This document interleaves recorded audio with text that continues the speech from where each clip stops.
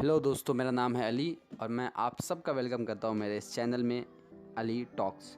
तो आज बेसिकली हम 5 ऐसे सॉफ्ट स्किल्स के बारे में बात करने वाले हैं जो किसी भी पर्सनालिटी के लिए बहुत ही ज़्यादा ज़रूरी है, चाहे वो लड़का हो या वो लड़की हो।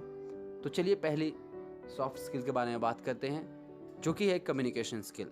कम्युनिकेशन स्किल बहुत ही ज़रूरी है आज के वर्ल्ड के लिए कि 30% आप जब भी किसी से कम्युनिकेट करते हो, किसी से भी बात करते हो, तो आपके वर्ड्स सिर्फ 30% रोल प्ले करते हैं आपके कम्युनिकेशन में।